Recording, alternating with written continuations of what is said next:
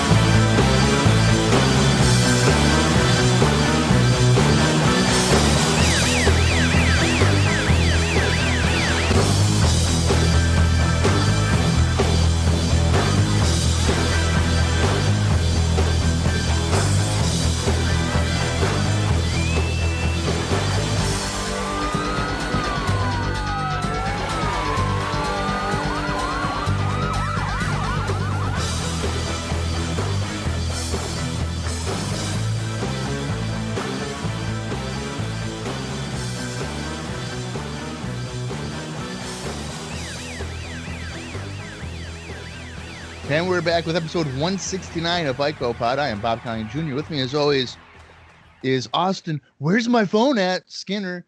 And Dallas. I gotta go pee again, guys. Gridley. Fellas, we just finished In Your House number 5. And now it's the final Raw of 1995. Dallas, do you think you're going to be able to hold your urine? And Austin, are you going to be able to not lose your phone for 45 minutes? Well, I'd just like to say I liked your intro for us a couple episodes back a lot better than that one. But I think I'll be able to make it through the next 47 minutes and whatever seconds of the show is. 11 seconds. Yeah. You know how I feel? Also, going to celebrate. Oh, don't play too long. We're gonna get flagged. Yeah. Oh, yeah. Yeah. We fucking out of 95, motherfuckers. That's how I'm feeling tonight, buddy. You're damn right, dude. We're gonna friggin' have shots of tequila and a cake after we're done. That's right. I'm just taking shots of cake and having a slice of tequila after this shit's done. Because yeah, non-alcoholic for me and Austin, but Yeah, I'll get wasted enough for all of us. yeah, okay, Tito's. That's right. Tito's and cranberry and Coke Zero and vodka. That's right, dude. Tito's taste like water. Okay, good to know. If you're an alcoholic. So anyway, I am glad. I am celebrating because 1995, I can vividly remember kind of towards the beginning, Dallas had just started. We're going through weekly. I'm switching where I'm sitting every week again because I didn't have a desk. So like one week I'd be on the couch, the other week I'd be laying in bed, just all over the fucking place. Mm-hmm. And I really just didn't look forward to getting on the podcast. It was just a string of bad shows after a string of bad shows. There's some where I know we were low energy, and shout out to people who've listened on through, because I know there's times where all three of us didn't want to be on this podcast. And I blame that solely on the year 1995, because really before then, I didn't really experience that on IcoPod, watching the old episodes through. If anything, by the time Monday rolled back around, I was like hankering for some more early 90s WWF. And that's kind of the first time I've been robbed of that, is really 95.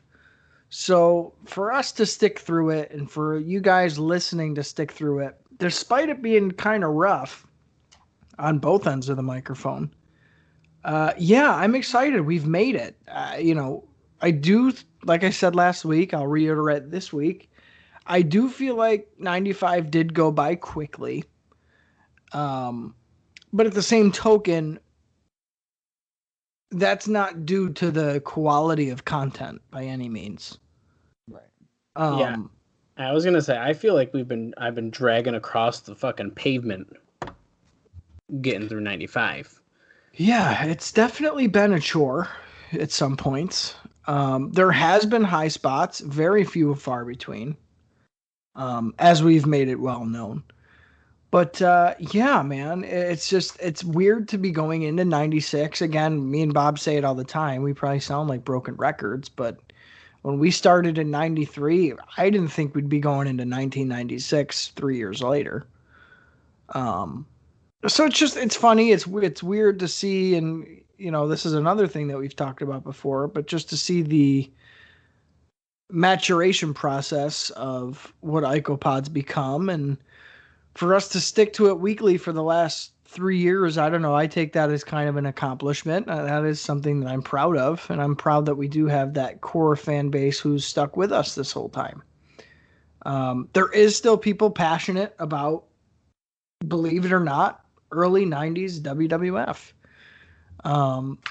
So yeah, it's been an enjoyable ride. It's been a lot of stuff that I'm unfamiliar with, so that's kind of been fun too, to not only rediscover some stuff, but discover it for the first time, especially in 95 specifically. But yeah, I don't know. I think for the most part, would I go back and do it again? Probably not. But I'm glad we did it the one time. Yeah, I'm proud of us for being able to, I kind of consider it like a sitcom. The first 2 years are really good, and that third year you feel maybe a little stale, so you bring in a character, and maybe that third character really brings down the podcast or show a little bit, but you're able to overcome it. And we've been able to overcome the shackles of Dallas and his poor opinions, his poor takes, just every episode. You got anything else? No, I'm good. Like, I've had nothing else to say. And then, much like a sitcom, that character gets a spin-off. Right. Well, and that's kind of a real niche show, and it's, most critics think it's a flop, but then there is some people who do enjoy it. No, well, I was actually going to bring that up. Like, 95 has been so good my first year doing this with you guys that I had to try to convince Bob to do the TNA Cross the Line podcast to watch something I actually enjoy. Yeah. Yeah, you weren't getting it from IcoPod, so you had to go get it yourself. Yeah, so the irony there is, like, I enjoy this era of WWF, and then I have to go sit through the misery that is TNA for Dallas. And right now, for the record... But those shows are 2 hours long each time.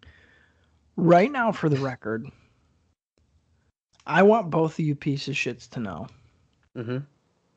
that I heard you. Even though there was no direct bet involved, you talked about the bet, and I heard it. So if you had bet each other $100, you were a fingernail away from doing it, but you would have owed me $100. A crisp Benjamin would have been Venmo'd my way. What are we talking about? Yeah, what are we referring to here? The episode where you're like, well, Austin doesn't listen anyways. Good thing we don't do a bet, because we did a bet on IcoPod. Well, guess what, you horses' asses. Well, that's good shit. Are you trying to tell me you've listened to the podcast? Yeah, I did. Wow. On my drive to work, because it was 7:30 in the goddamn morning. I thought, you know what? I'm feeling pretty tired. What are the chances I fall asleep to this fucking podcast, so I drive my car off the goddamn road? Let's try it. Oh, that is really, really funny. Yeah. So there you go. Well, did you enjoy us talking for an hour before we even watched the show? Dude, it's every episode he does that to me. Yeah, it was a long time. Yeah, we talk generally for, I'd say it ranges from, sometimes it's 20 minutes, but sometimes it's like an hour 15. Yeah. Yeah, we get really in the weeds. Yeah, I don't know. I like that it's all stuff I don't know, so that part of it I like.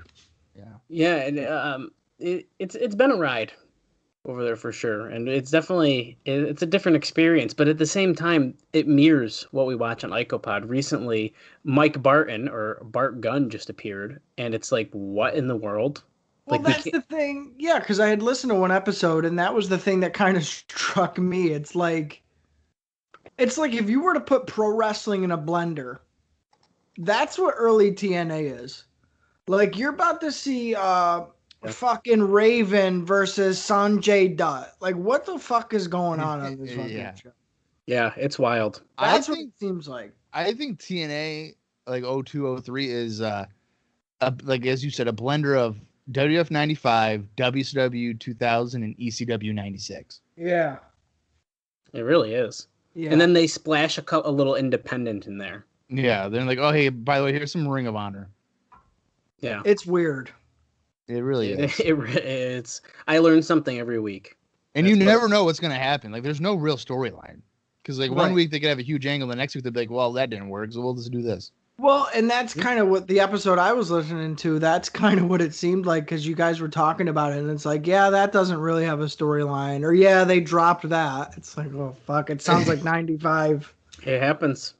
It's really, really crazy. So. Yeah. And there's been like so many episodes where like 4 people will debut, and then they'll never mention them again. Yeah. Or they'll debut and like with Bart Gunn. He had a match, and then that's the last time we're ever going to see him. He showed up one week, the next week he had a match, and now he's gone. Yeah, that's really weird. Yeah, like it's like that's what just like Memphis was in general, though. That's like fair. that, you know, they'd come in for like one big Coliseum show or whatever, and then never get come the back. payoff, get the ticket sales, and then you're done. Yeah, every single time. So yeah. All right, well, let's get into some observer notes here for the WWF 95, the final one of 95. Whoop, whoop. So In Your House got a 48.7% thumbs up. All right. 48% thumbs down. Oh. So pretty much 50-50 here. And then 3.3% in the middle. I don't agree with that at all. I would say it was thumbs up. I'm surprised there's that many thumbs down. I was going to say, I don't even think it's close. Yeah. Well, that's a lot more split than I expected. 100%. Yeah. Yeah, without question. Brett and Davey was the unanimous best match of the evening, which I would tend to agree with that. Sure, yeah. The worst match went from Ahmed Johnson and Buddy Landell was the most, to Taker against Mabel, and then Triple H against Henry Godwin. I liked the Hunter Hearst Helmsley Henry Godwin thing. So I mean, I did too. I think we probably had a lot more fun with it than I feel like a lot of people watching it might have, to be fair. And I think that's part of it. We were even bummed out in the beginning. That's like, why are they wrestling in the ring? So that might have just thrown people off even in general, too. Yeah. And kind of turned them away from it because in a way, if I knew that I thought they were going to wrestle in the pen the whole time and just beat each other up and other in the people hog probably pen. did too, yeah. But no, you just get to see it right at the end and they just throw them into it, which I was joking about during that episode, and then that's actually how the match ended. That's fair. Yeah. And then the Ahmed Johnson, Buddy Landell was 45 seconds. Yeah. You know what I mean? It's like, how and it was an impactful 45 seconds, buddy. Yeah, well, yeah. Yeah, it was. It was just an enhancement match for Ahmed Johnson on pay-per-view. I don't think that can be like the worst match of the evening. I don't think that the goal of it was to be some kind of all-time classic. Right. Some backstage news. There's not a whole lot this week, so I won't talk like an hour like Dallas does. Well, so I had mentioned that the Bushwhackers were rumored to be coming into WCW as the team known as Down Under. Well, that's not happening because apparently they still have a contract with the World Wrestling Federation. Oh. I believe that because they've made several sporadic appearances. Well, actually, now that you mentioned it, didn't they show up in one of the In Your House promo videos? Weren't they like in a closet or some weird shit like that? Yeah, I think so. They've been a substitute every once in a while too for teams. This is very interesting. Yeah, I think you're right. It seems like let's keep them on contract just to have them on contract, and then they can be used as almost like a brand ambassador or something like that. Well, yeah. Right. That's how I would interpret it. Apparently, the WWF has been reaching out to various names about coming in for the Royal Rumble, and one of the names is Terry Funk, but Terry Funk said no. Not gonna appear. Well, as much shit as people want to give Terry Funk, and believe me, there's several instances where you can give Terry Funk some shit, but I wouldn't classify Terry Funk as a sellout by any means. No. Did he cash in to go to WCW before he retired? Yeah, he fucking did. As you should.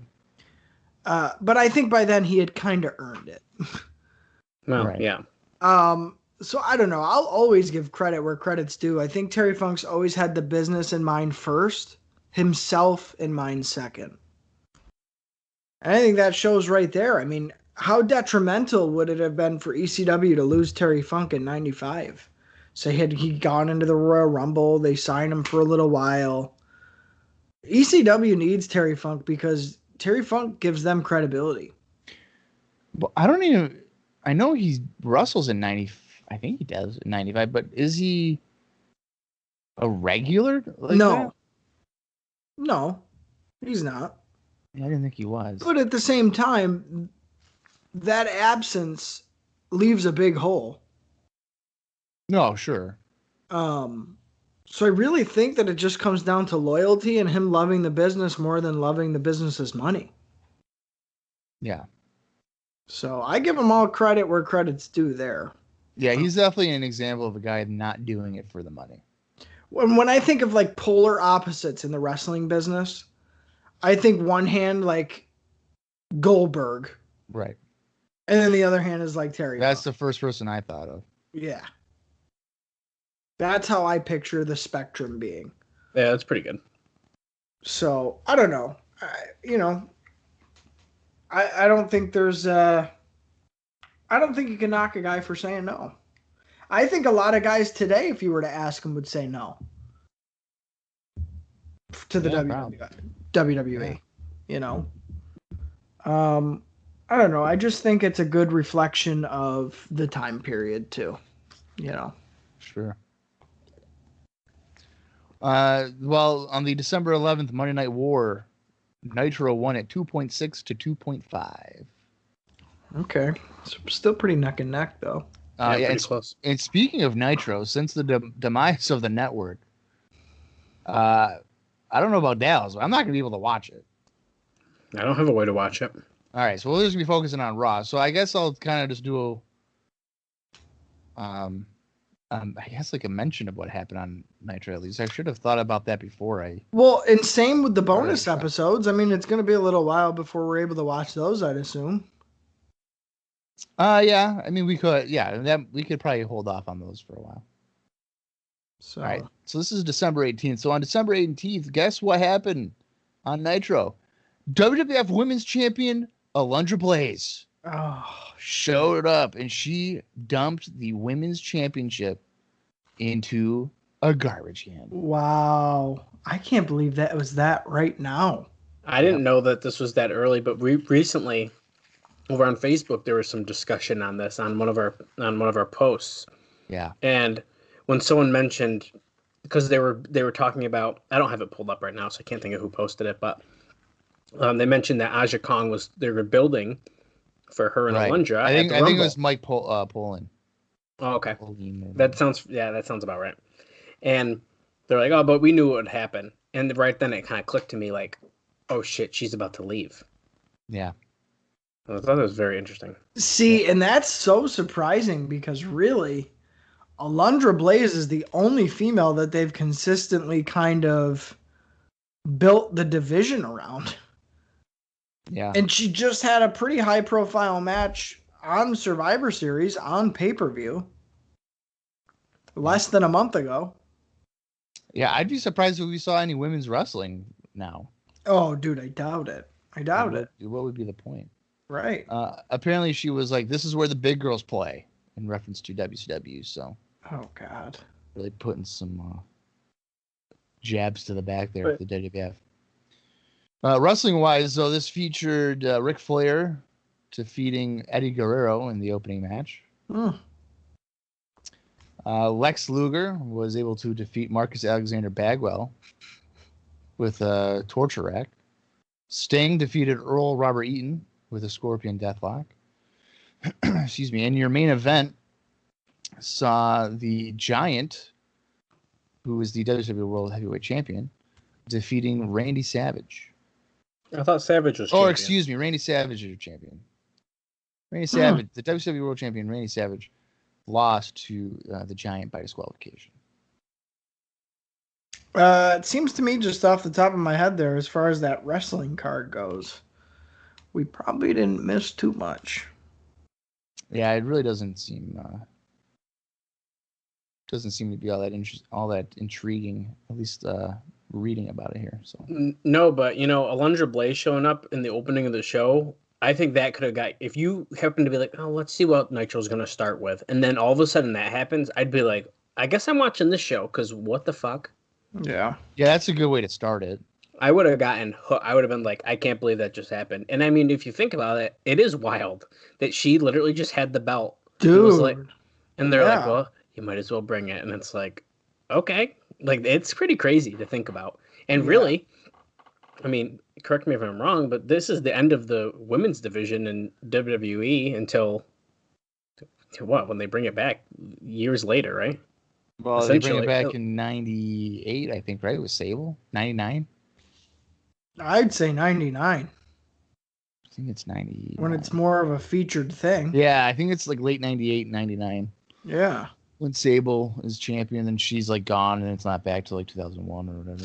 Well, and that makes me wonder. I wonder how more, compared to what we actually got, I wonder how much further along wrestling for, the women on cards would have developed for WWF TV. I mean, would we ever gotten bra and panties matches had not Alundra Blaze stuck with it, had good competitions throughout like she had been, and it just did get more competitive? I don't know.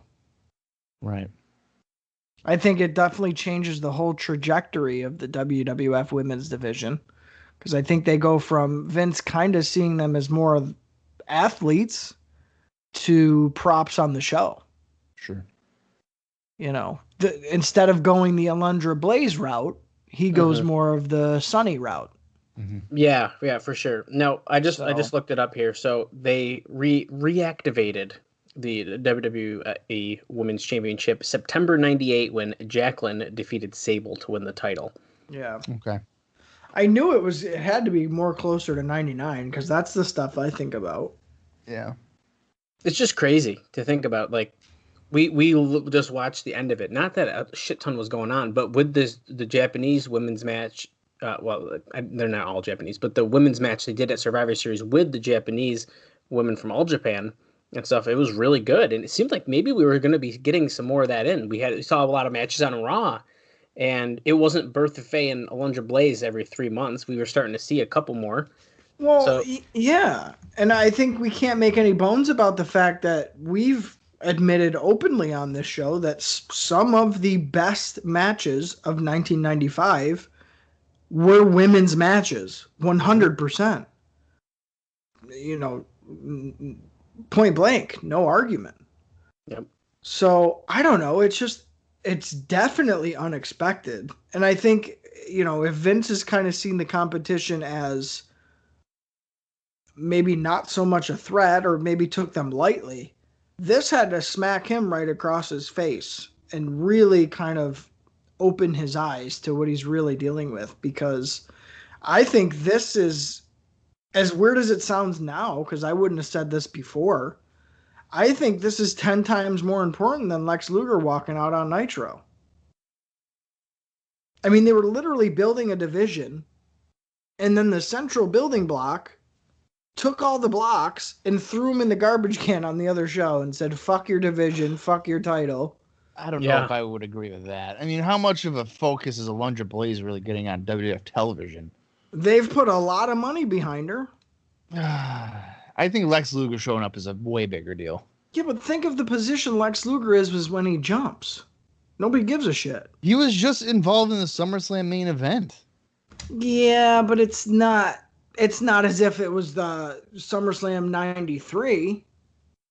No, but I mean, Alundra Blaze Well, Russell's okay. on Raw once every 4 or 5 months.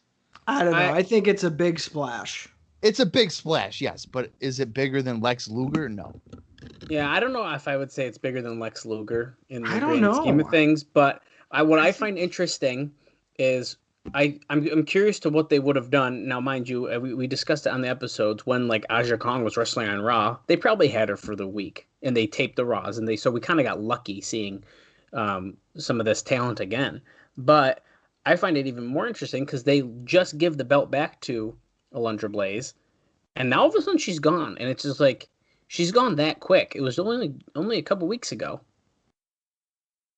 Yeah. That she was shown again. So I find it interesting that they didn't even try to, apparently, at least not that we heard much about. I mean, we didn't hear anything in the Observer about, oh, we were trying to get her to sign a contract and she didn't. She's just gone. And it's almost like no one even realized that she left. And she has the title with her. And you would have thought they would learn the lesson from Luger. Exactly. Well, and I guess maybe that's the point I'm trying to make. I mean, look at all the circumstances that led up to that. I mean, she's literally, this girl has been featured heavily. Mm-hmm. Maybe not consistently, but every time she's featured, she's like the main thing. Yeah. And now the title's with her, and the legit real belt is on the other show, getting thrown in the garbage can. So maybe that aspect would make it a bigger deal because you're literally throwing a champion, like their own championship in the thing. But how much value did that championship have in the WWF? I think it's the symbology of it that's more. That to me, that's WCW throwing WWF in the garbage can on their TV. Right. I think the symbolism is a bigger part than it just being the women's championship. Because yeah, in the grand scheme of things, the women's championship really doesn't mean much at all. But I think it's the fact that, hey, they were building this girl for the last year, and she's carried their division for the last year, for better or worse. Here's this belt that she just won back recently on a major pay-per-view. Mm-hmm. Or carried on a major pay-per-view. And now it's in the garbage, and she's saying that basically, I think she even says in the promo that they're a joke, and that this is where the world's most important talent is in WCW. And it's not good because there's a lot of people there who are world famous talent, and even less in WWF. I mean, the facts are the facts, and it's that's a hard reality to face, I think, if you're the WWF. Because now, yeah, sure, you could say, oh, well, it's all the old timers. Well, Lex Luger's not an old timer. Alundra Blaze isn't an old timer. Mm-hmm. Now you're starting to be like, oh fuck, it's not just Macho Man and Randy Savage or Macho Man and Hogan there. Now it's like some key players are starting to go over there.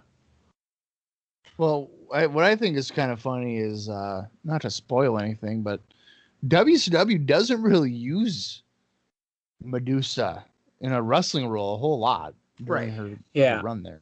Yeah, I was thinking that plagues all the big stars, I think. Yeah. Just moving forward. But yeah, you're right. Yeah, I kind of once people were talking about it on our page, I was like, I wonder what ended up happening with that. So I did kind of skip ahead since we're not super closely following Nitro, and I found it very interesting what they do. Yeah, like I think in '96, like she might wrestle on television like less than 10 times. 100%. Well, I think so, and I think that's kind of it. Yeah. Because they do like a tournament and such. So spoiler. Really, it's you know, all things considered, it's probably similar booking that she would have gotten in WWF. I think it's worse booking. I think she would have had more exposure. And well, I'm more saying matches. quantity-wise. Well, I think she would have had more in WWF. And that could be. I mean, they were ramping it up. We were seeing the women at least a little bit more often. Yeah. Well, can we all just agree that Medusa is a much cooler name than Alundra Blaze? 100%. I would agree with that, yeah. Okay, that's all I got to say about that. 100%. Yeah, for sure. All right, well, it would be interesting if there's any kind of reference to it. I mean, this is a live show for Raw, obviously. It's the night after In Your House. Nitro's obviously live, but I doubt. I mean, my question, I guess, is if there's a women's match or anything, will they even reference her? I don't know. expect to see another women's match. That's I gotta know. Like, if there That's was a good supposed to be point. build for a Royal Rumble for Aja Kong match or whatever, is it Might as just well- gonna be completely dropped? Will McMahon mention would anything on think so. commentary, being like, "Oh well, Alundra Blaze no longer works here" or something? You know what I mean? Like, who knows what will happen? So if I had if a WCW guy jumped to WWF and knowing or allegedly Bischoff looking at the monitor, he probably would be like, "Well, he doesn't even work here." Well, Or that's he a would different. have said something snarky like, "Oh, one man's trash is another man's Yeah, trash." right. Some Yeah, bullshit yeah, like that. Yeah, immediately like diminish it. Well, exactly. and that's the difference between Bischoff and Vince, though, too. Is that Vince won't mention shit like straight up like that, but Bischoff don't care. That's true. I put it this way: I would be shocked if they mention Alundra Blaze at all, or anything about women's matches at all. I'd be shocked if they mentioned something. Yeah, I would be too. Well, it's time to get into the show. The featured match, main event that we know of here is Ramon defending the Intercontinental Championship against Yokozuna. Maybe, who knows? Maybe we'll hear from British Bulldog or Brett or somebody coming out of In Your House. But I'm going to count down from 5, and when I say play, hit that play button. If it's on Peacock at this point, probably not. Or internationalized WWE Network, or in your own personal collection. So here we go. 5, 4, 3, 2, 1, play.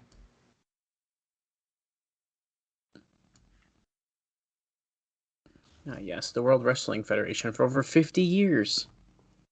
I don't get the clay block coming out of it. I don't get what that is. Yeah, it's kind of weird, huh?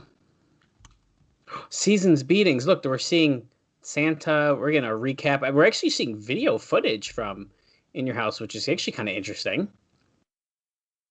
Oh, there's Goldust coming down to the ring. Did we even see him like coming down when Todd was trying to talk to him? No, remember he had a dark match? Oh, Yeah, that's right. That makes sense. Do you like Diesel's little tiger tattoo on his arm?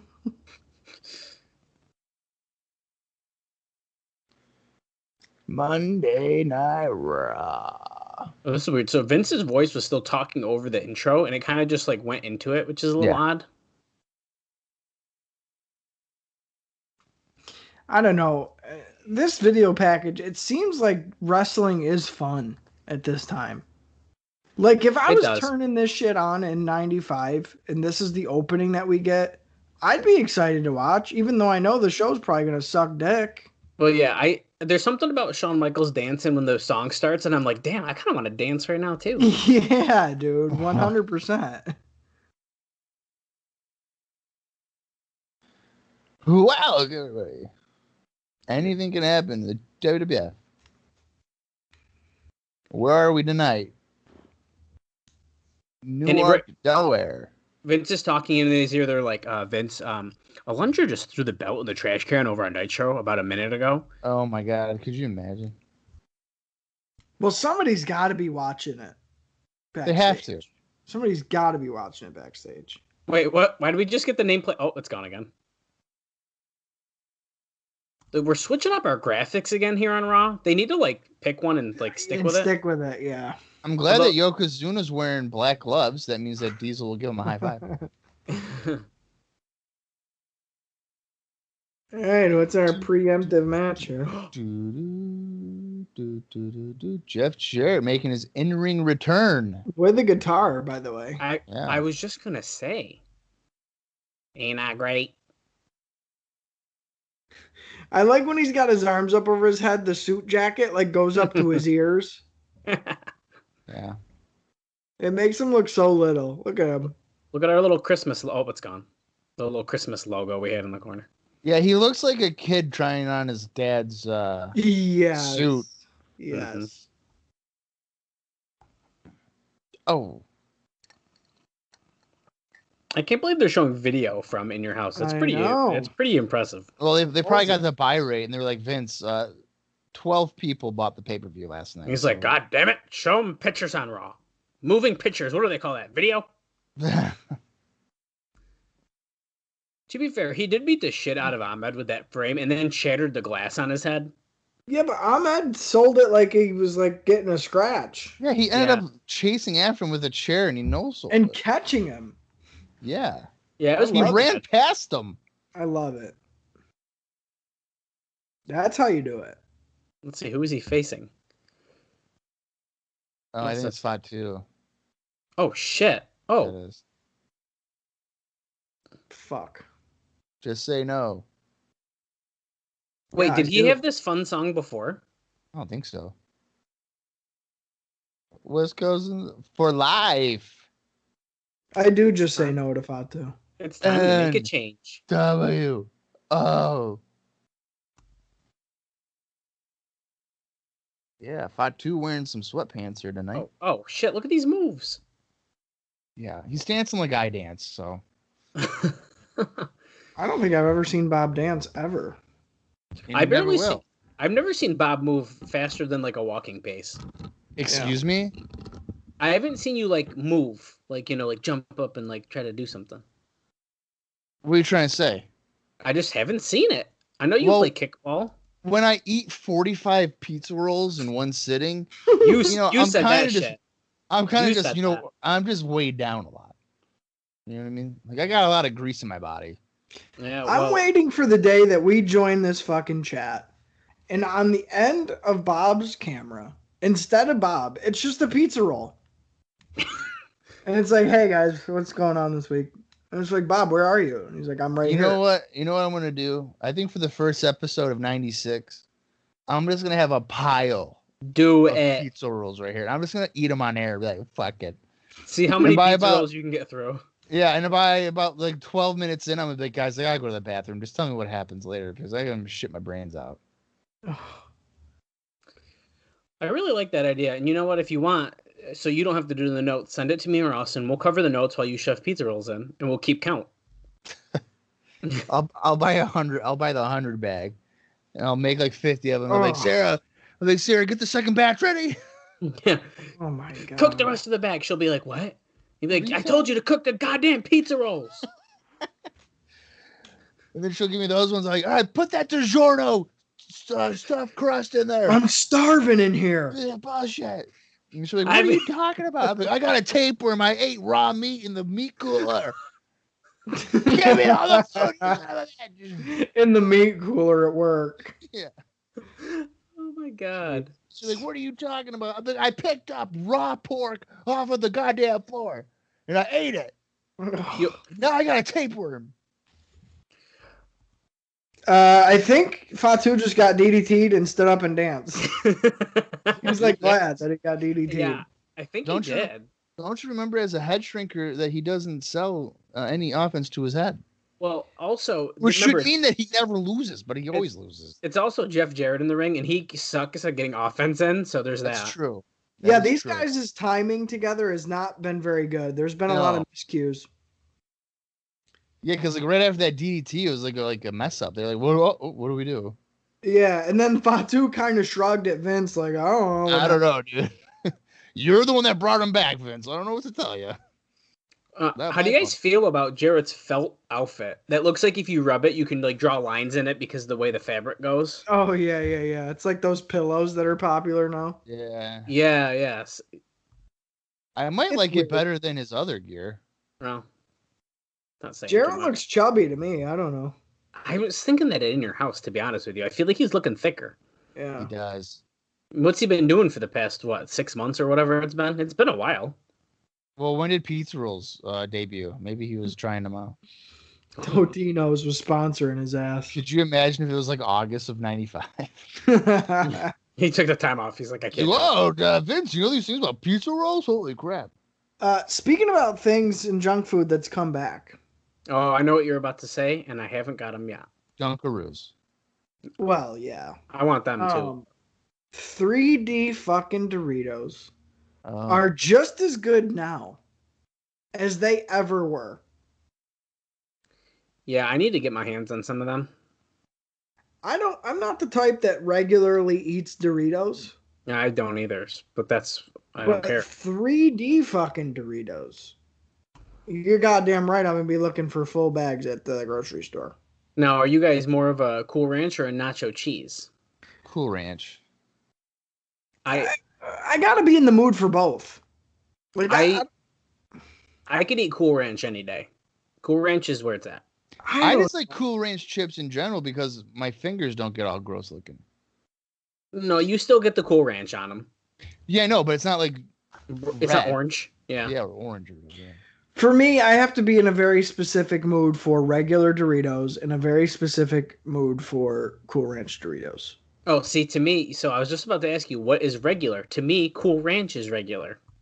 Yeah. Oh, I just call the nacho cheese ones the regular ones. Oh no, those are nacho cheese. This argument happens in my house all the time.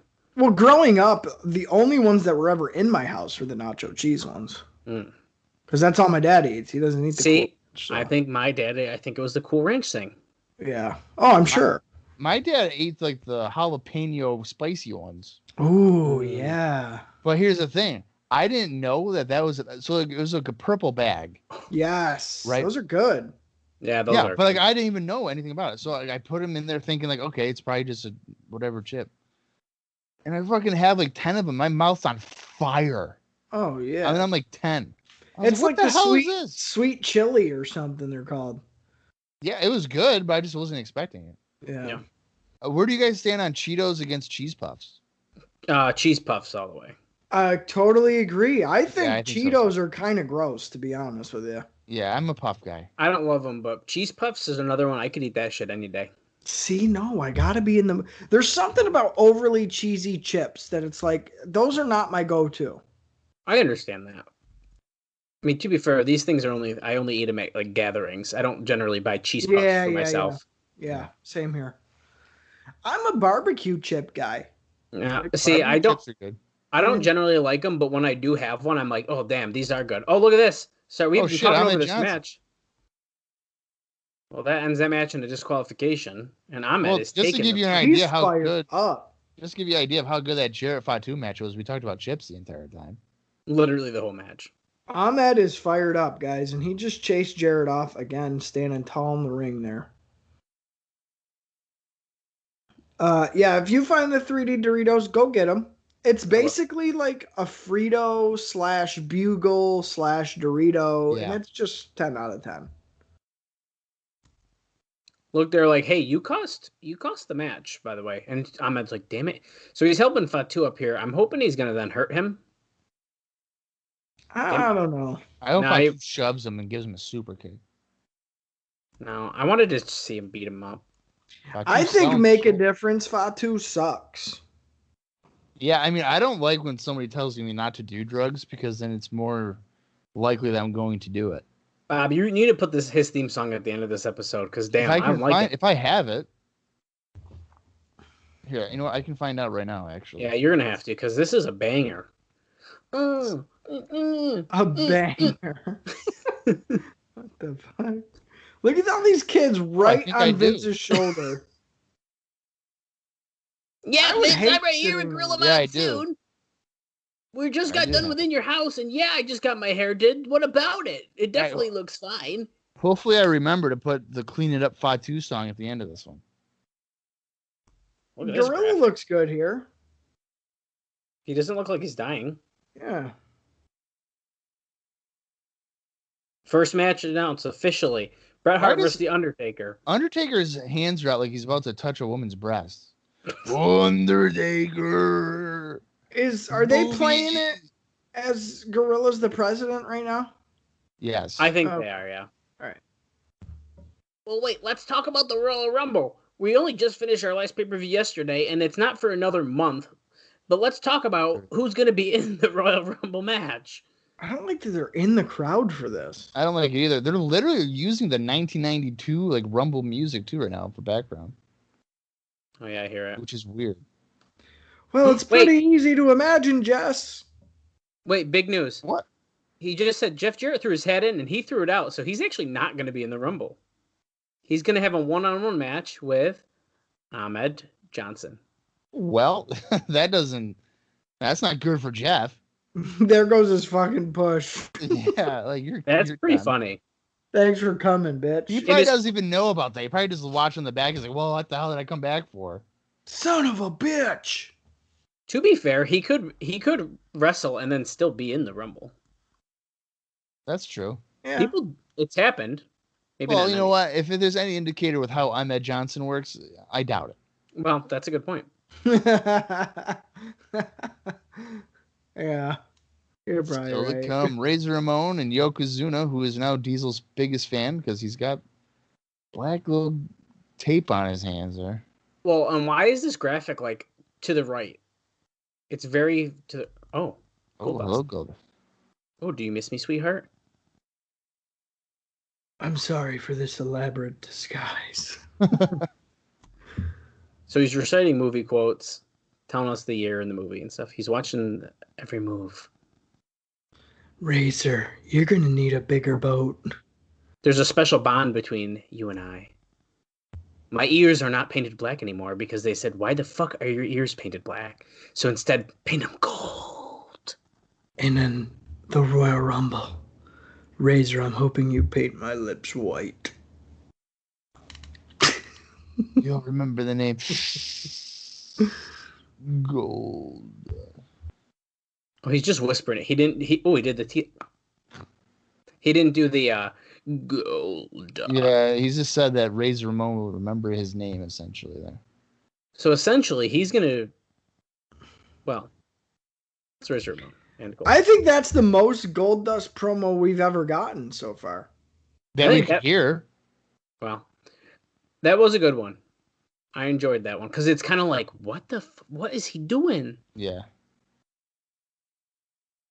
Oh, This is last night. That's right. The confrontation. Where's my title shot, dude? What the hell?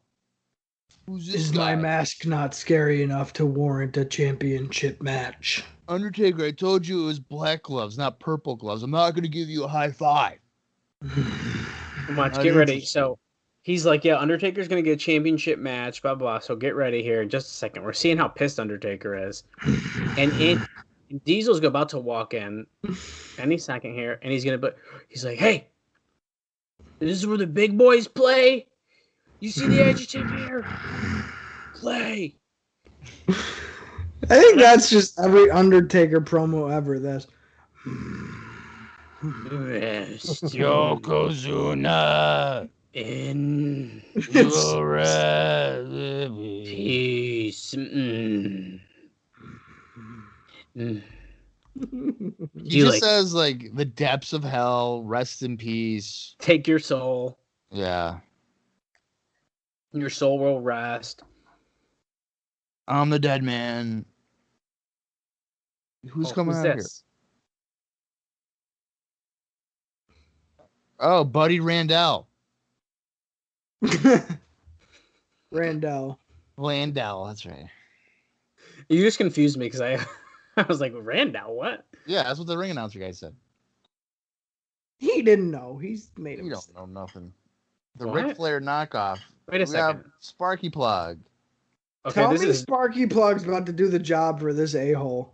no. I feel like Oh. why would he be getting the entrance? That's why I'm confused. Oh, maybe, yeah. Because I feel like they haven't they just kind of beat Bob Holly's ass now. So, oh Jesus, look at this. Well, guys, look at here. We were selling the video game last night and in your house. You want to buy them now? Here they are in the ring. Don't fucking walk too hard in there, Bob Holly. You're gonna knock over my video games. You can't find them at the video store because they're too popular. Here, only $69.99 for the Super NES and Sony PlayStation in this fucking VHS case. Wait, there's more. What's this? Who would have my thought God. that a PlayStation game would be cheaper than a Sega Genesis game? Yeah, really.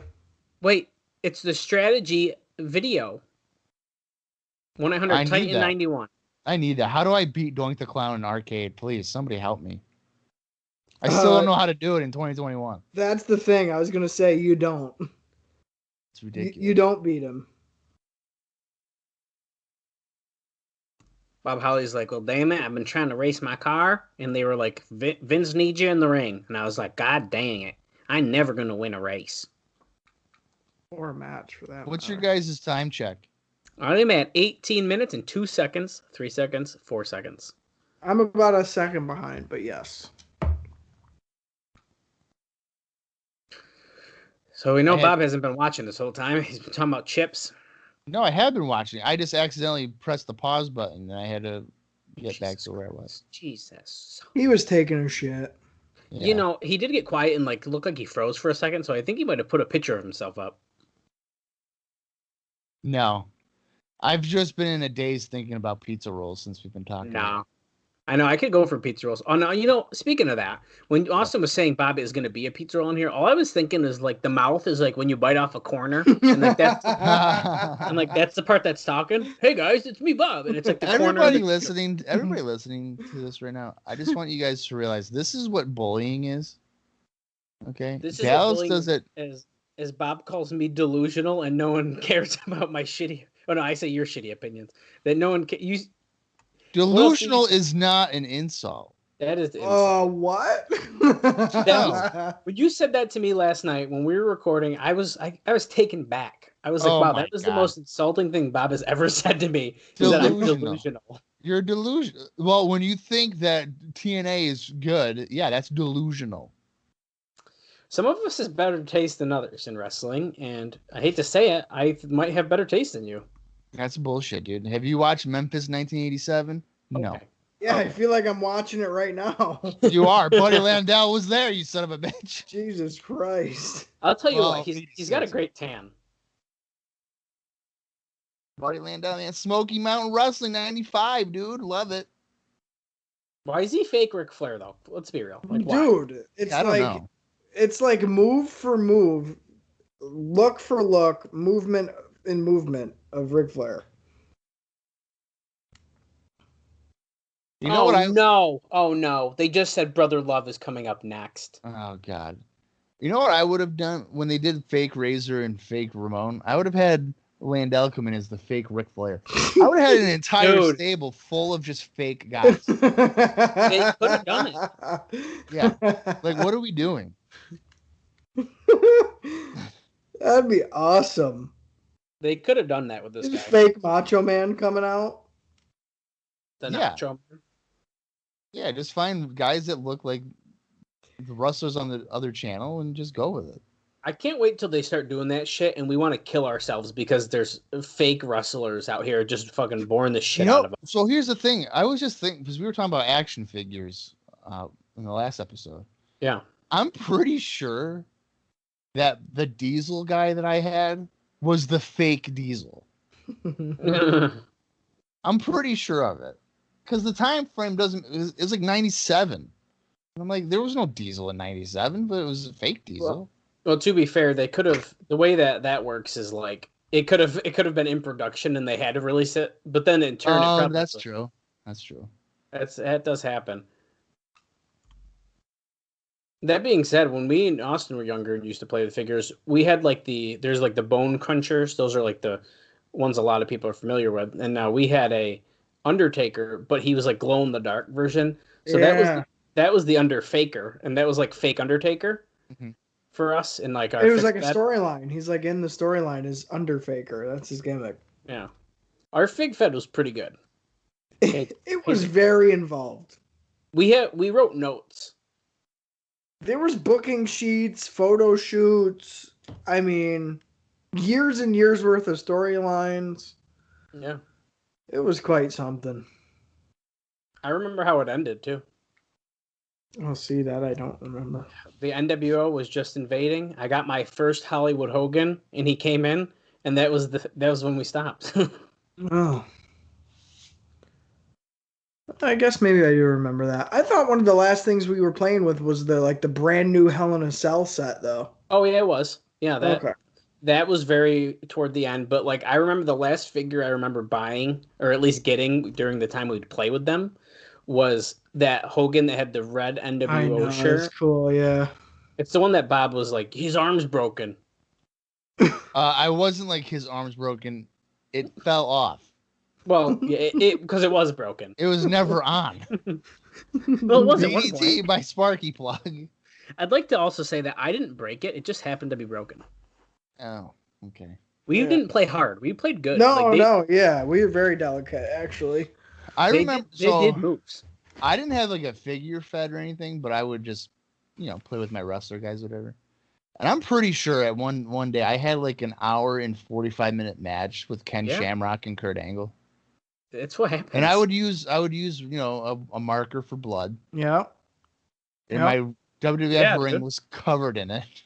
Dude, we had a blood marker. Like the marker worked so good. It was the designated blood marker. I ruined got to many the point where couch cushions.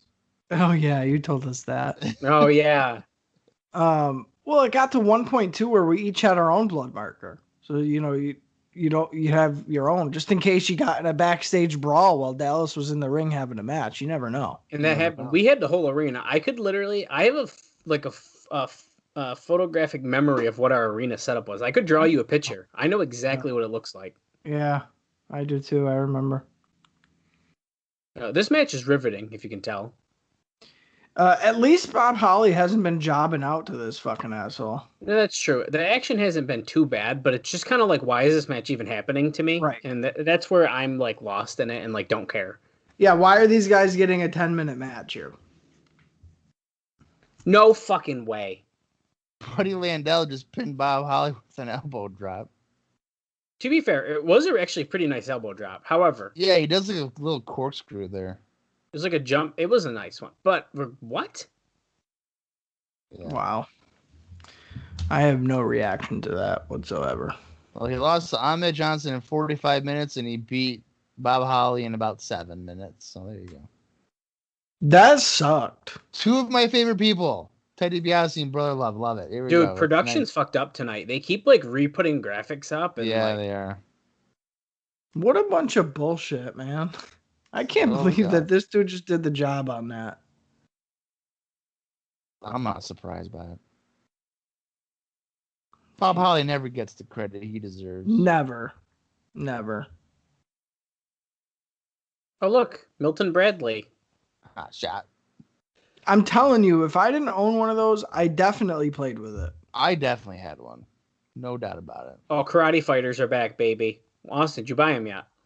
No. You're fucking up. I know. I showed you the one I had.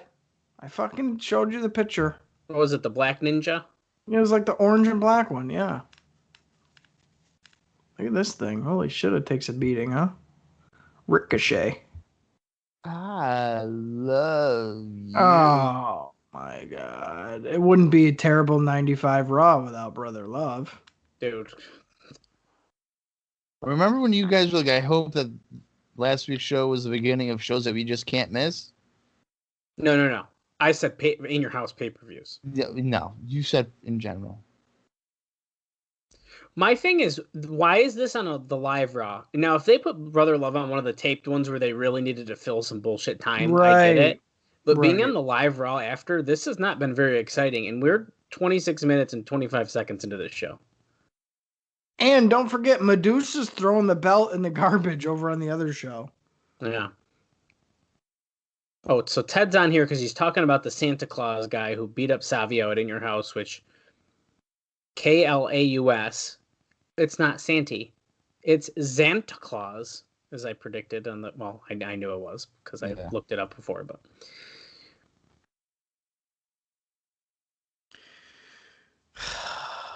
Now, we got to remember this aired on December 18th, so we're very close to Christmas. So I get what's happening, but I don't agree with it.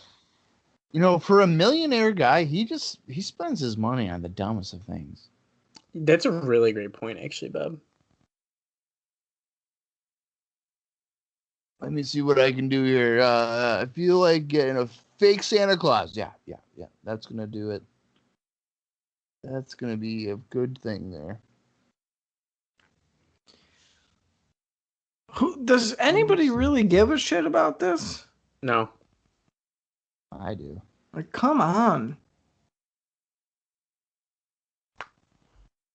The $1 Million Corporation, man, they're gonna be the top guys. Kayfabe News posts on Twitter. Vince McMahon reportedly intends to sing America the Beautiful himself this year. Yeah, okay. That's funny. And you know what's funny? Is that people will believe that. God, I hope so. so many people don't realize that kayfabe news is just not real. I fucking love kayfabe news. I do too. They just posted one that Tony Schiavone blocked him for. It was like he puts faces on screens, and I was like, "Holy shit!" Instead of butts and seats, it was faces on screen, and he blocked them. Why did they show that he blocked him? Yeah. I'd like to block him for this little vignette that we're getting here. This is for the Raw Bowl, yeah. Oh, the Raw Bowl. Yeah, Yokozuna playing football. And Sid playing football. Bonsai! Sid's like, wait, this ain't softball. Where's the bat? We're going to kick New some Year's butt. night, 9/8 Central. Freddie Blassie. Oh, shit, we're getting Yoko already? There's still like 20 minutes left in the show. That's never a good sign. Oh, God. No. I knew it. I was going to say, watch, he's not even going to come out with a fucking robe or anything. Yeah, he ain't voice. He hasn't had the robe in a while, but I think more importantly, there's no Jim Cornette. He's just marching out here. He doesn't give a fuck. He just wants to get it over with. Yeah, absolutely. I don't blame him. Look, they still got the carpet next to the ring from the Brother Love segment. I just want to get back to my hotel and get room service. Oh, wait, look at this. That's Goldust. Goldust is being ushered out here. Look, the usher's using the light so he can see where he's walking. That's Are you shitting me? He's really going to sit right here in front of the crowd so they can touch him? Oh, they moved the chair away from him. Oh, he's here because it's Razor. Mm. Yeah, Razor's going to like that. Look, he's trying to get his attention. He's clapping to him. Hey, I'm ignoring that freak, Chico. Look at that. Goldust is a jilted lover. Just wait, Scott. You'll come around soon enough.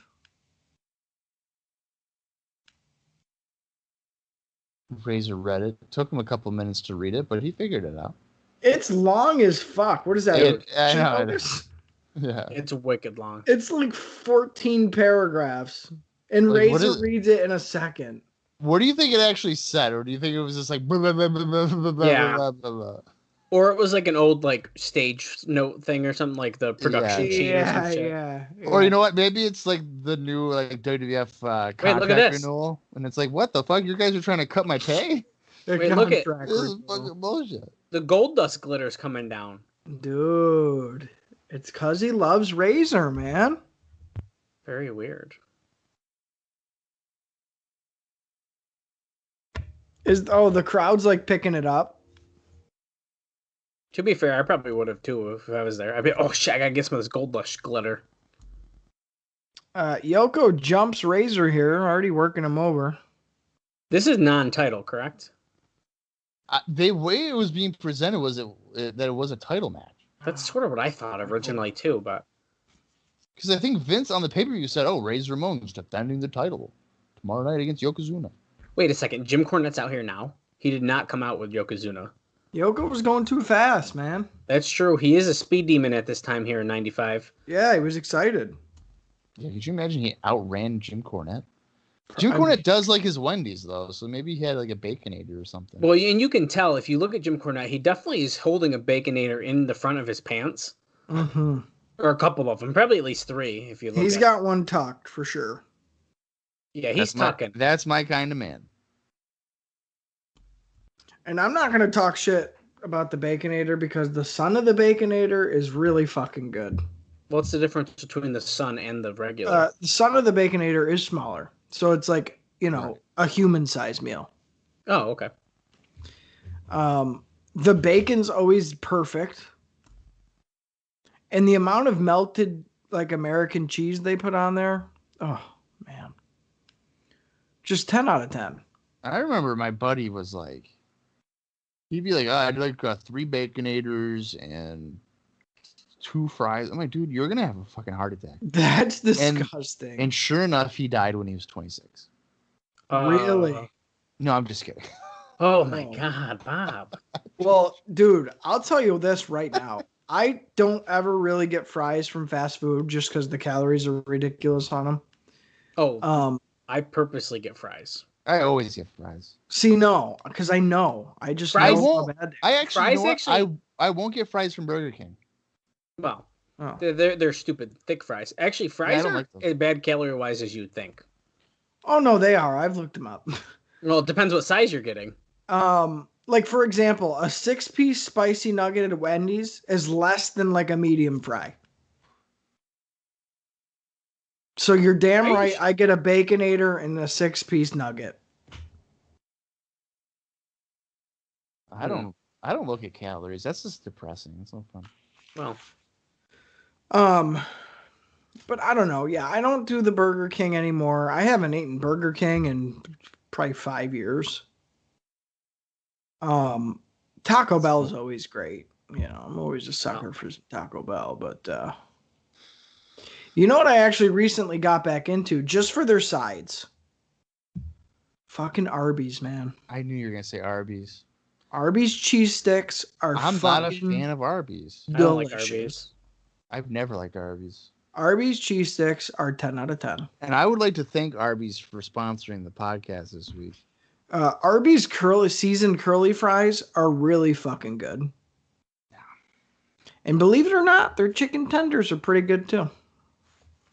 Now, there used to be an Arby's over here on Route 57. And I think that building is just bad luck because there's been like 15 different food places that have occupied that building and they've all gone under. I'll tell you, Arby's is pricey though. They definitely got their prices a little jacked. Well, that's what happens when you don't sell stuff. Yeah. But next time you pass an Arby's, stop and get the cheese sticks. You won't be disappointed. We'll see. No, you know what I'll do? The next time I see an Arby's is I'm gonna get like a rat or something and then like throw it into their kitchen and then call OSHA and then they'll have to close it down. Well, I feel like there's only 6 Arby's open in the entire continental United States. Probably. So I'll just get rats and put them in their kitchen and be like, "Hi, OSHA. There's definitely a rat in the Arby's here." And then they're like, "Okay, we'll be right over." Oh yeah, close it down. I think one of the grossest fast food joints is like Popeyes. Oh, dude, I won't eat there. I would never eat there. It fucked me I've never up. had it. I when it opened up at the mall, when I worked at the mall, it was that I ate it too much in like a 3-day span, and wait, hold on, pause. Yokozuna sign. That was good. I got like food poisoning, so I won't eat there anymore. No, yeah, I've never had it. I have no interest. I think Chick-fil-A's overhype as fuck. I'm not even argue with you there because I think it's amazing. Their waffle fries are about the best thing I think they got going for them. But, Oh, get out of here! you know, Oh, I thought Yoko about to get pinned. no way. There's going to be a screwed finish. And by the way, why has Razor still got the yellow tights? That's bullshit. Yeah, do you think he really washed those since yesterday? Absolutely way. not. So he smells like friggin' Fermunda. He smells like Yokozuna. Yeah. These guys are getting a long time here, though. This is our featured match. We still got about 10 minutes left on the show. All he keeps doing is this fucking nerve hold. It's the Dude. rest hold to do them, dude. It's look at wow, it drives wow. me nuts. Listen, we are in peak winter, but I didn't know he was storing that many nuts. Look at that. Oh, yeah. It's doubled in size. Come on, Razor, finish him off. Put him, Razor's edge him. Hit the middle rope fall away slam like we know you Razor's edge him. can. Do it. He's gonna try, and then it's gonna be like, oh yeah, okay. And then he's gonna bend him over to like pretend he's gonna.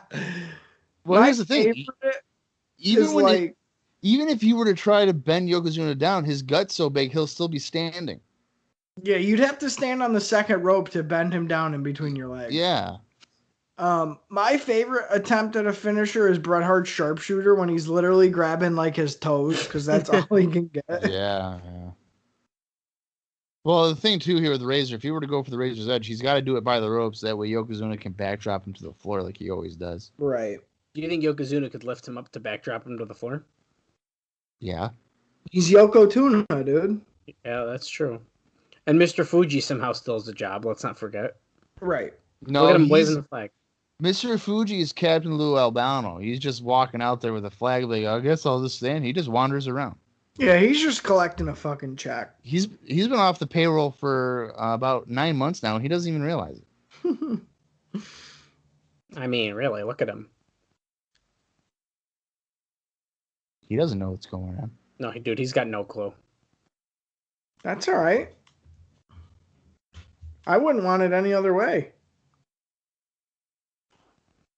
Razor going for a clothesline, and he knocks down the big man. Yokozuna. Yokozuna.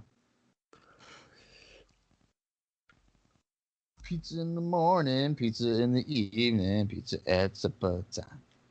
Oh, Yeah, pizza in the morning. You can have pizza anytime. I feel like Razor's kind of forcing Yoko to work here, though. Yeah, a little bit. Miller Road Bulldog, he hits it. Oof. Oh, wait, the lights. Something's What up with is the this lights. Oh, Technical God. difficulties. Yeah, we just, sure. We just it got is. word that. Oh, Jesus Christ. Oh, come on. What is the Undertaker doing?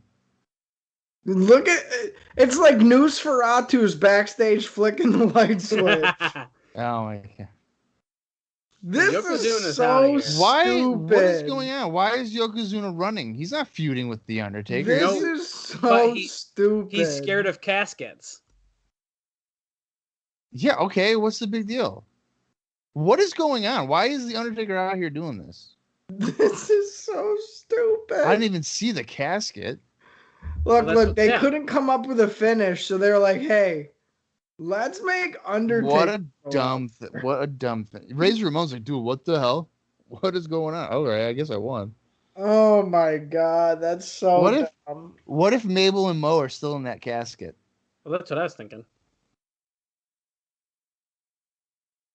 The light flickering bullshit was probably the worst part.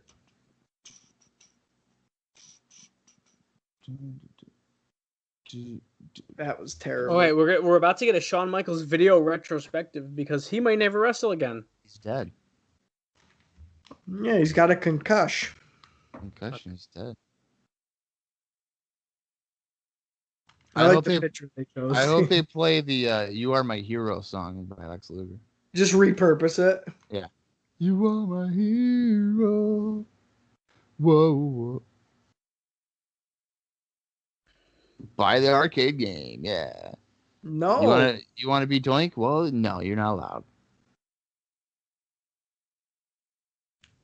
I'm surprised that there's fucking commercials on this stuff. It's unreal. Well, this is weird because this is like, is there wrestlers in this? Doesn't look like it. NFL No. quarterback. Club.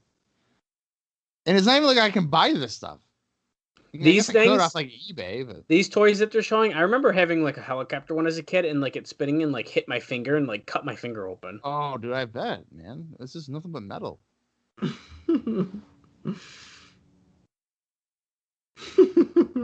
Wait, no airing of Raw next week. Yeah, it's Christmas. Damn, I didn't. Oh, so it's Christmas Day. Oh, okay. Well, the day after, right? Or no, it would be Christmas. I don't know. Yeah, no, you're right. No, you're right. Nitro's probably like, we're gonna be live next Monday. No, Nitro's taped, but it does air. All the boys are pissed. They're like having shit matches because they all want to be home with their families. Oh, Is Goldust still just sitting off to the side as they do a promo? I bet- I hope so. I hope he like talks to him. Hey, Goldie. Wait, I'm not Razor, what's interested. on everyone's mind. I'm not gonna tell you about that letter, Chico. Goldust sent me a letter. And then let me tell you, he said what he wanted me to do to him, and I gave it to my wife, Chico. Did you just say he thinks I'm so hot? I don't play that. Oh, Razor likes women. Goldust, you can do your thing, man. Just not with me. Okay. Can you elaborate any more? I think we kind of know what he's getting at, Doc. Can you tell me, did he say he wanted to maybe suck you off or something in the letter? You're kind of dancing around the subject there, Razor. Oh, great. Jerry got the letter, and he's going to repurpose it and give it to various middle schoolers. That's going to be fun. Lawler said it even embarrassed me, so he won't share it, because as we know, Jerry Lawler is probably a homophobe. So... Oh, absolutely. What the fuck? Vince is like, oh, well, I'm getting breaking news here, Jerry, that they actually printed the letter from your computer. Is that true? We're preempted next week, so we're going to be covering Nitro. That's funny. No, we're not. Oh, okay. No, we're not covering Nitro next week. What an awkward promo from Razor Ramon. Hey, you can do your thing, man. But I like women, Chico, so hey. I don't try judge it you, with bro. somebody else. Yeah. What? Oh. Listen to the music. Look at Shawn Michaels and the Rockers. Oh my god. They're literally playing it as if somebody shot Shawn Michaels. He's dead, dude. Listen to the song. Oh my god. This is how it seems. This is so bad. Now, by the way, I believe this is how we're about to close off Raw. We're 44 minutes and 36 seconds in. So we're about to watch this for 3 minutes. Right. There's him after he got beat up in Syracuse, New York by Marines. It's like, fuck, all I did was flirt with their wives. Tell me a lie. Oh my lord. This is so funny. Look at my eyes. They're black and blue. Eyes away. Yesterday. This is ridiculous. It's him and Big D. Oh my lord. Imagine being like a kid at the time and being like, oh my god, I can't believe she... And like you like Shawn Michaels and you're like, oh my god, he's never going to wrestle again. I can't believe he's dead. That would suck, though. If he retired in 95, dude. Fuck.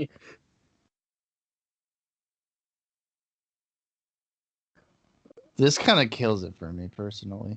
I mean, yeah, it's pretty dramatic. It's a little over the top. Well, it's definitely over the top, but I guess we got to try to look past the fact that we know it's very obvious that he does not retire.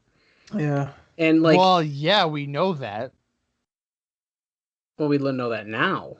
Yeah. Well, but at the time, I mean, people are probably eating this shit up. Like, oh my god. I would probably be on my couch sobbing into my Smart Choice popcorn. Like, why is Shawn Michaels not coming? Well, I was just going to say, it's one thing for them to do the little angle where he passes out and then he's off TV for a little while. But for them to do some vignette shit like this, I would start buying into it. Yeah. Yeah, I agree. I sort of wish that they just kind of didn't talk about it too much, because then, of course, the inevitable return, I think, would be even bigger. But they're definitely working that, oh, you got to get the sympathy, make him super babyface. He's going to eventually come back from this career-ending thing where he fucking passed out in the ring. This is my favorite Shawn Michaels. Pele jacket with a fucking bloodshot fucking eye. I like the Shawn Michaels that they just briefly showed where he's dancing on the announce table shirtless. Like an asshole. Wow. Is that it? That is it. Okay. Oh. I'm going to go out on a limb here and say that sucked. Oh, yeah. You're really going out on a wow. Listen, I almost even want to say, as far as like, to the regard of like going anywhere, that was arguably one of the worst Raws. Yeah, there was nothing happened. I mean, just think about it. We talked about Doritos and figures, which made it fly by. Fast food. And fast food. That was more exciting than anything that happened on Raw. Nothing happened on that show. I think if you're going to take anything out of this, it's sort of like we kind of got a little insight of like, oh, it seems like Goldust definitely wants to date Razor Ramon, Right. which is funny and very different for them to try to pull something like that as far as an angle goes. So I'll give them that. But this episode of Raw was a pile of hot shit. Yeah. And nothing happened. And to end it with a 4-minute Shawn Michaels retrospective video package, bullshit. Medusa just threw the belt in the garbage can on the other channel. I would have never watched this. Right. Now, if this episode of Raw was in 2 weeks, like the third show in, I'd understand what we just saw. It totally makes sense to me. We got a video package. We got Brother Love. It would make sense.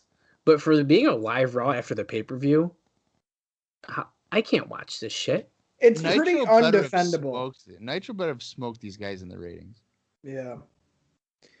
No, I agree with you. Really, the only development, quote unquote, that we got was a little bit further of an explanation of, like Dallas said, the Goldust Razor thing. Although I can already tell right off the top that Razor is not comfortable with this storyline because for once he didn't really know what to say when Doc Hendricks was interviewing him about it.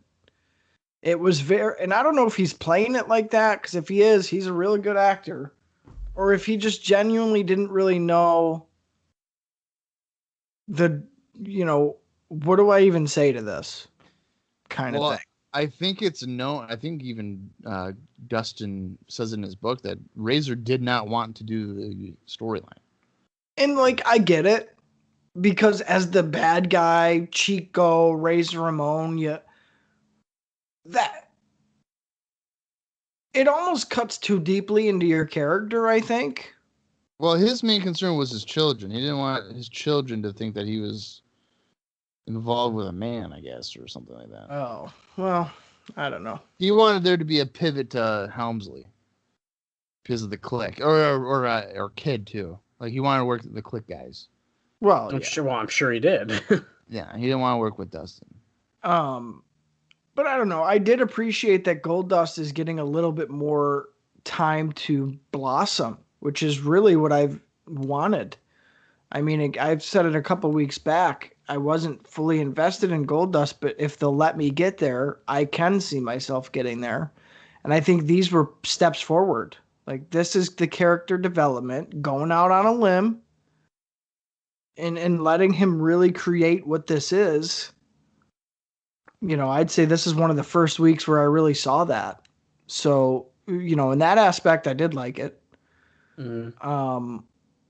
Although, really, beside that, we talked about the Rumble a little bit.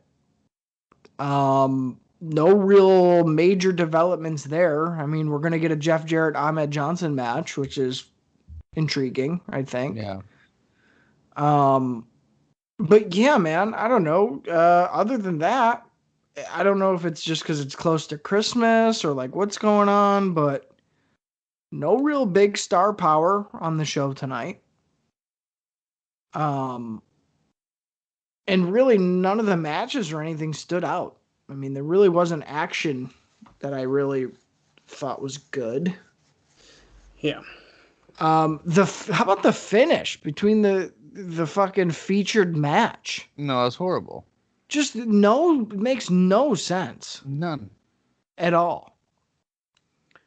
So that's like super poorly executed. Mm-hmm. Yeah, I don't know. Coming off the In Your House that we had, which again, for my money, might be, if not the best pay-per-view, definitely like top 2 or 3. To come out of that into this seems kind of like a mismatch. But I'm going to give them the benefit of the doubt because it is, again, basically a holiday episode because of how close they are. And really, anytime you're in holiday territory, especially with Christmas, the episodes are usually not very good. Yeah. So, all things considered, should you skip this one? Yeah, absolutely, you should. But yeah, I'm trying to latch on to something that was at least worth some substance, and really all I'm coming up with is the Razor and Gold Dust stuff. We didn't have follow-up really for anything else. No, that's really the only takeaway. Yeah. And even that was just a very little bit. I mean, yeah, it's not even like Gold Dust caused the end of the match or Gold Dust did something. It was literally, hey, we don't know what to do. Yoko can't get pinned. Razor can't get pinned. Put Undertaker out there, flicker the lights, have Undertaker walk around the ring, and then leave. For no reason. For no reason. He's not feuding with these guys. He has no involvement with these guys. It's a very bizarre choice. No, it is. I mean, I don't know why their obsession is for 3 years in a row that Undertaker has to feud with Yokozuna in December. Yeah, it's weird how it's working out like that. I don't understand it. Yeah. But whatever. That's the way it goes. Well, needless to say, the show sucked, but whenever there's a negative, you got to find the positives. And guess what? We're done with 95. I can't believe it. Well, listen, I don't want to get too excited just yet. I think we're still before we start to see the changes that we're hoping to see, we got a little bit of time. I think once we get to the Rumble, I think that's when we'll start to get a little happier, to be honest. No, I agree with you, but let us have our moment, Dallas. We got through 95. I know. Okay. It's been a rough time. Yeah. We've succeeded in that. Next week we will have our year-end awards for 95. So whether favorite, best wrestler of the year, most improved, most popular, most hated, tag team manager, inspirational. Basically, just open up a PWI awards magazine, and those are probably the categories that we'll be having. Predictions for 96 from the context of what we've been seeing, like what could we see in 96 if we're just looking at a fan's eyes. So I think that could be fun. Mm-hmm. Yeah, and I think the main takeaway is it's something that we've done every year.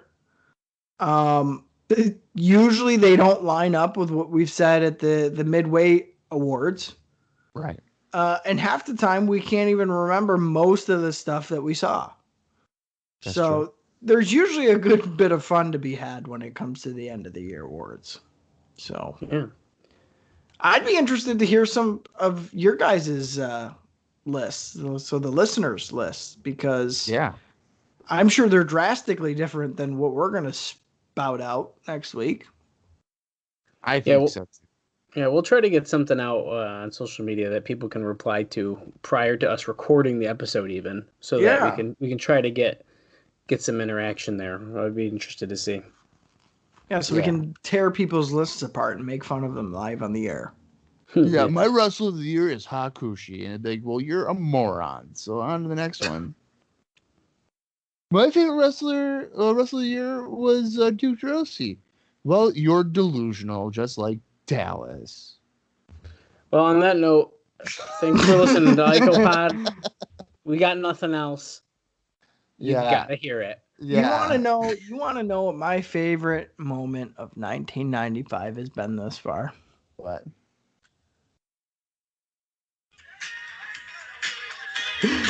The end, bitches. Yeah.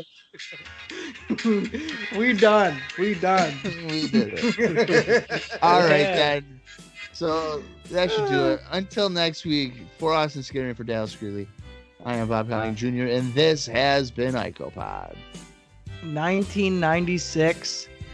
Here we come.